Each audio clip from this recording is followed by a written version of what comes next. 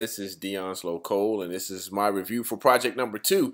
What we did here, we went over a lot of things as far as setting up our objects and our arrays and understanding how to use them in our projects. As I can see, I did a bubble step ladder here where transformers would be the main object.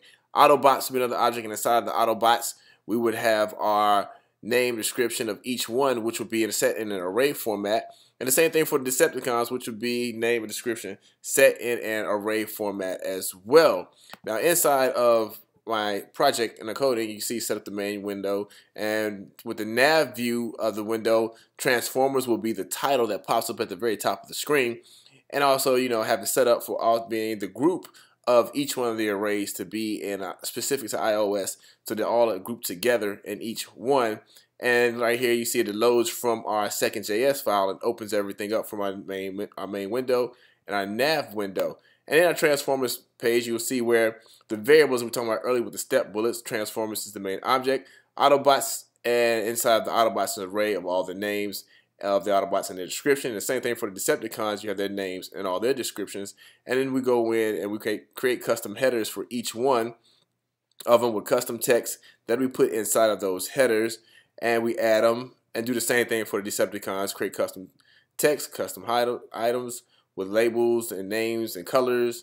And then also we add it inside of there. For that, as you can see here, we add the text to the header.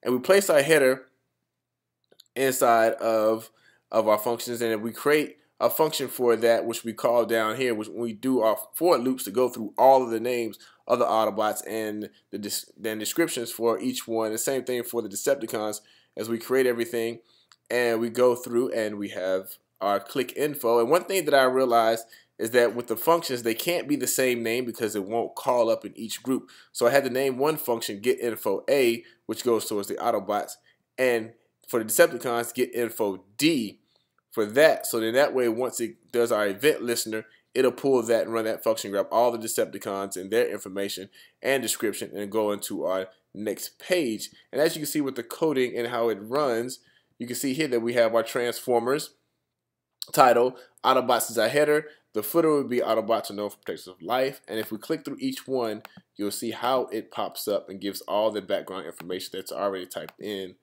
for them. And we click on Megatron, you can see that. You can click the back button, and there.